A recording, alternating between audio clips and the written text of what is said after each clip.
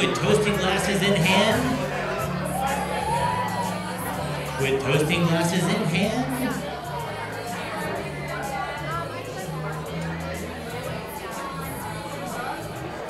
We have a very special toast.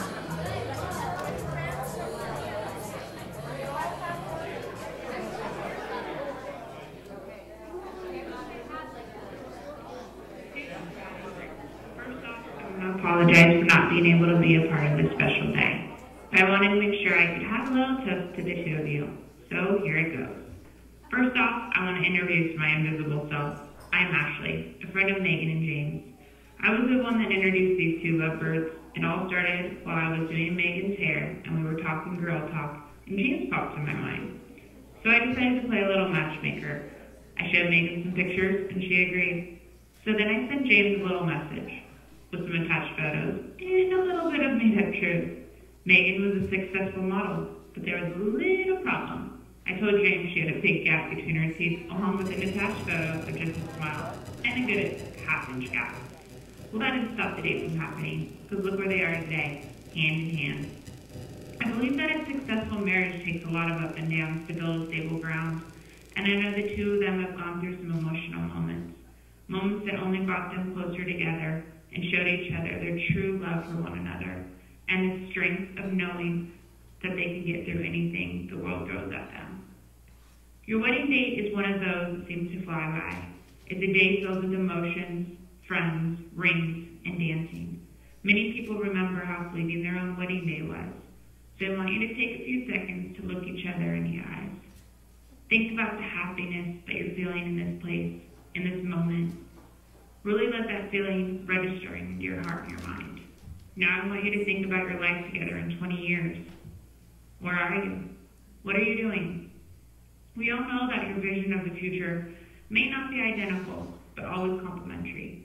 John Lennon once said, "A dream you dream alone is only a dream. A dream you dream together, that is reality." The new reality starts now. Now if we could all bow our heads in prayer. Lord, help these two to remember when they first met and the strong love that grew between them, to work that love into practical things, so nothing that can divide them.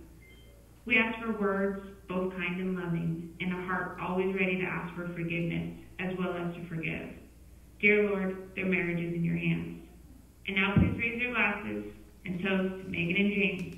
I want to congratulate the two of you for bringing out the best in each other. I truly believe you two have made each other into the wonderful people you are today. I love you. Have fun. Amen.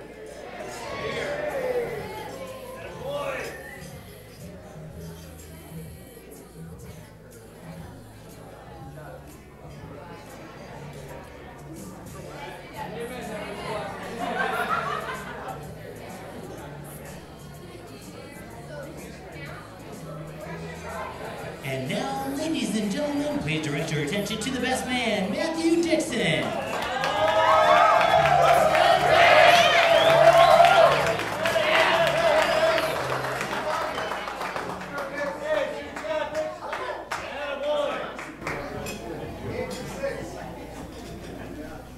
How's everybody doing? Good, Matt. Pretty good. First, let's raise our glasses to John Shelley for this amazing event. Cheers. Thank you. For those of you that don't know me, which is most everybody in here, my name is Matt. I grew up in Tucson, a little bit older than James, so our paths didn't cross until we were in college. Started playing ball together. Thought he was a weirdo. Could shoot the rock, but played no defense. Troy, sure talk, real talk. Real talk. Fast forward 4 or 5 years from college, I was getting out of a long-term relationship, needed a new place to live, and he was making the bold move at 25 years old of moving out of his uncle's house. Scary. We found a little place in Santa Monica, we had some people over to watch the U of A UCLA football game. First time we'd really hung out together, met as friends, and he duct taped 2 40-ounce beers to each hand. He said, "I have to finish these." He gets about halfway through and says, "I have to use the restroom. Can you help me?" I had no idea what to do. I was like, what have I got myself into? That is the best man. It's, yeah.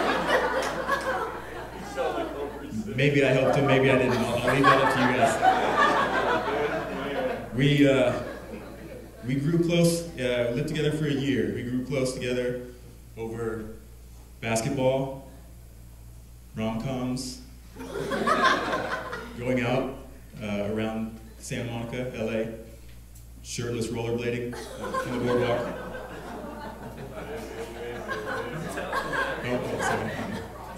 Yeah. After a year, my liver couldn't take it anymore. So I decided to chase a woman down to San Diego and leave him up there in LA. He amazed me with his dedication to PT school. It was his first year of PT school. And from what we did outside of school to his dedication to pretty much acing his first year of PT school was pretty amazing. It showed what type of guy he was and what type of future he had.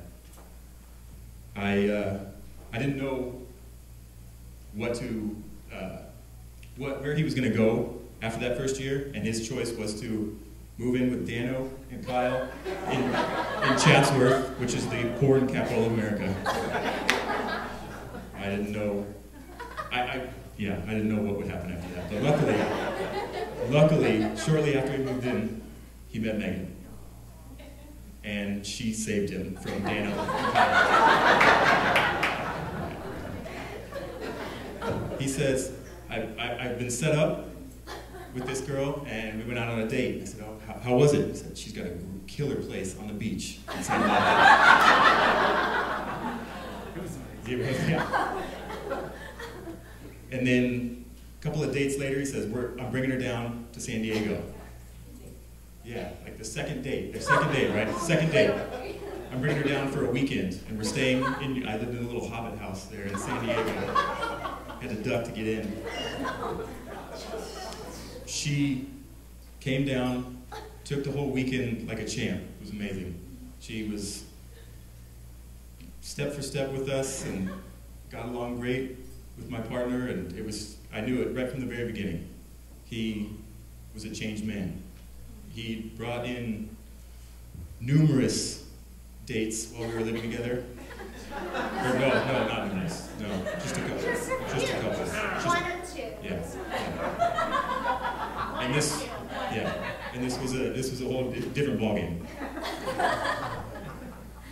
She changed him for the better. And they have been through so much together. They've made each other so much better. I don't really have any advice for them because they are an amazing couple. They're amazing together. They're amazing separate. They're amazing together. All I would say is keep challenging each other, keep surprising each other, keep supporting each other. I love you both. Cheers.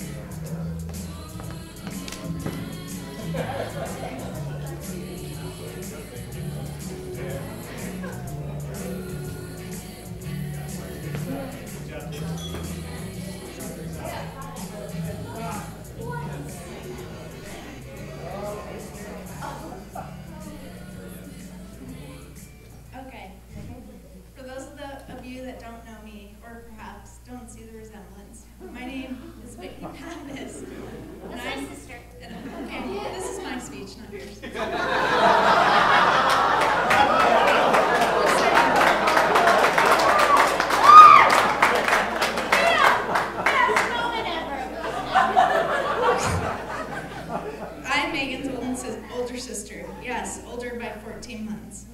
We are what is referred to as Irish twins. Megan and I certainly aren't twins in the common sense of the word. We are opposites in a lot of ways, but that's what makes Megan, also known as Mimi, my best friend.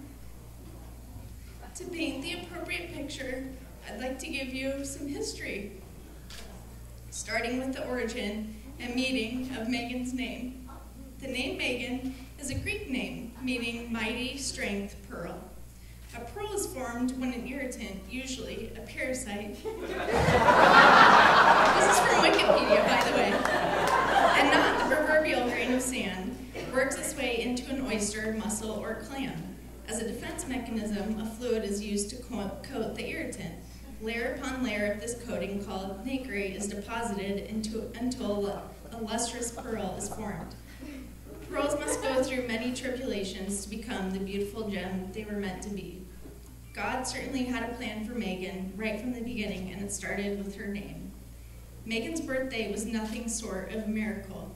She was born with such a zest for life that she couldn't wait to breathe. In fact, earmuffs, children, she inhaled her own shit.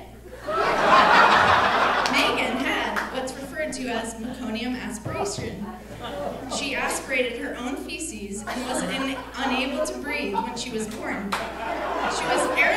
She was airlifted by helicopter to the Children's Hospital in Salt Lake, where a priest met her to baptize her. You see, all the doctors told my parents that Megan would not live. Little did they know my sister Mimi was a pearl and had such strength she survived against all odds. Megan was always the one performing, whether it was trying on my mom's dresses or dad's work shoes, cheerleading, dance, and asking everyone to watch as she strutted her stuff. And boy, does my sister have stuff. And I remember in high school my friends asking if that was really my sister, the super outgoing, popular, beautiful freshman who all the boys kept talking about. Yes, that was my sister. I got used to saying that countless times in a lot of ways. Megan and I had been through a lot together. She's always been by my side, no matter what. My dad is type 1 diabetic, and there were countless nights when I woke up to the paramedic sirens and red lights flashing in my bedroom window. Megan and I would always meet in one another's room, seeing us sneaking off to one another's room and tell us that our dad would be okay. When we were little, I did a lot of the comforting for Megan. I told my little sister everything would be okay. Dad had just had low blood sugar, but that he would wake up. However, there were countless times that my little sister Megan was the one comforting me. As we got older, we would hold hands praying that Christ would heal my dad and raise his blood sugar enough to wake him out of a diabetic coma. It's not a memory we like to think about, but that little sister of mine, she's one mighty pearl. Megan, I hope you never lose your strength, tenacity, and overall beauty. My prayer is that you carry this strength with you in your marriage with James. Let nothing get between you two and the love that you have for one another. Family always first. James, you're Megan's Superman. I look forward to having the brother that Megan and I always fibbed that we had. Lastly, Megan, let your ring be a reminder of your strength and our Grandma Bert's strength. She is our guardian angel and is looking down on you too, wishing that she could dance the night away, celebrating your love. Blessings to a lifetime of happiness. Cheers.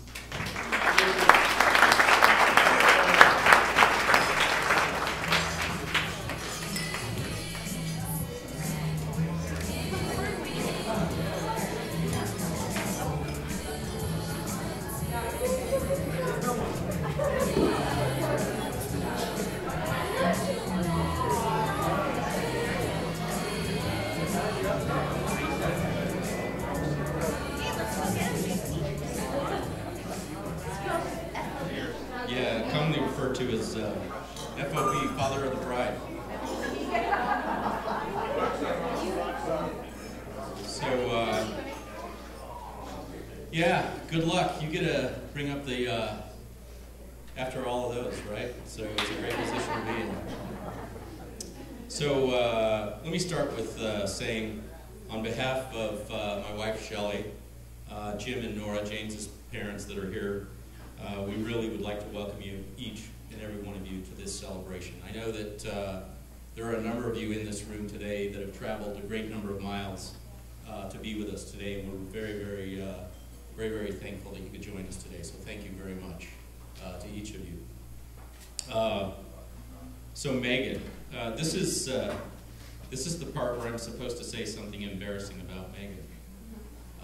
I think that's already been handled quite effectively, but unfortunately I can't, as she has been a perfect daughter in a number of ways. And I'll kind of echo off of Whitney's earlier comments about from the moment she arrived, being life flighted via helicopter at 1 day old from one hospital. She was wheeled in into the room where Shelley was, and Shelley kind of had to say goodbye to her. And she was life flighted, as Whitney had mentioned before, via helicopter from one hospital to another. And she's always allowed me to drive well over 100 miles per hour to be with her wherever she is. And I will continue to do that. It's a little secret that she and I have. Some of us are better at keeping those secrets than others. There's a private story there. Megan is a kind, loving soul.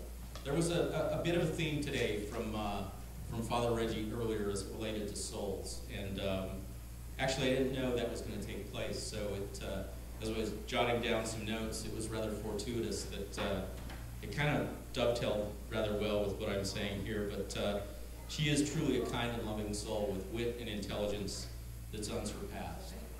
Her beauty, compassion, and understanding make her the woman that she is today. James.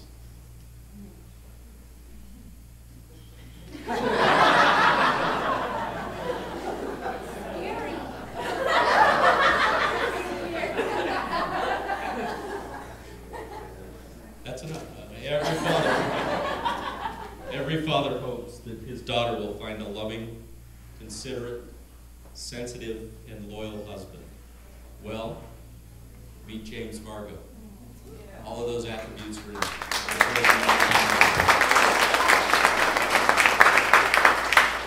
I think Megan has made an excellent choice, and it's my pleasure to welcome you to our family. So let me share a Greek proverb, and then I'll get to the toast. There's a short Greek proverb that goes, "The heart that loves is always young." And I think it's rather apropos. But let me also say, from a toast standpoint, that St. Augustine said, "Insomuch as love grows in you, so beauty grows. For love is the beauty of the soul." Congratulations.